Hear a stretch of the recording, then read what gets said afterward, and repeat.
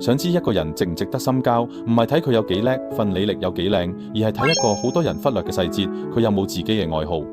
我唔係話佢要周身刀張張利，我係話佢識唔識得喺一啲同功利無關嘅小事上面揾到真正嘅快樂。呢樣嘢決定咗佢情緒穩唔穩定，亦都決定咗佢會唔會喺段關係入邊不斷消耗你。點解咁講？因為愛好呢家嘢其實係一個人內在獎賞系統嘅外在表現。一個可以喺釣魚、種花、聽歌，甚至儲郵票入邊揾到快樂嘅人，佢個多巴胺系統係健全嘅。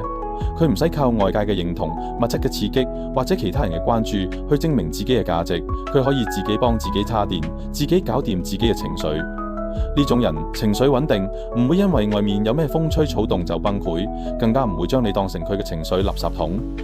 調翻轉，一個乜嘢愛好都冇嘅人，通常得兩個可能。第一，佢嘅生命力俾人長期壓抑住，可能係原生家庭，可能係以前受過創傷，搞到佢連感受快樂嘅能力都冇埋。第二，佢做乜都淨係問有咩用，所有嘢都要繼承功利價值。如果唔可以升職，唔可以賺錢，唔可以攞嚟威，佢就唔做。呢兩種人，無論邊一種，都好難喺關係入面俾到你真正嘅能量，因為佢哋自己都冇能量，你又點可能喺佢哋身上得到滋養呢？再講深一層，愛好仲反映咗一個人點樣睇自己。能夠發展出愛好嘅人，代表佢花過時間去探索自己，知道自己中意啲乜，唔中意啲乜，佢有清晰嘅自我邊界。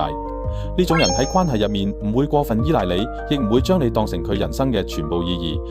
佢識得點樣同自己相處，所以佢都識得點樣同你相處。但係冇愛好嘅人，好多時個自我係模糊嘅，佢唔知自己係邊個，所以佢會用段關係去定義自己，會用你嘅反應去確認自己嘅存在。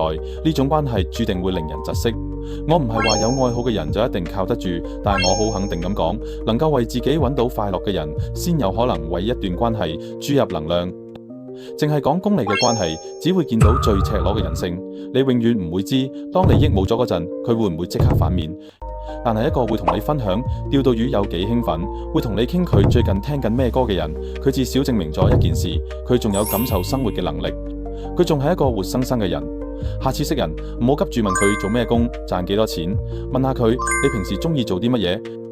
如果佢答唔出，或者淨係識答瞓覺、碌手機，咁你就要小心啦。因為一個連自己都唔識得令自己開心嘅人，係冇能力經營好一段關係嘅。深交呢樣嘢要揀啱人，先唔會嘥咗你嘅生命。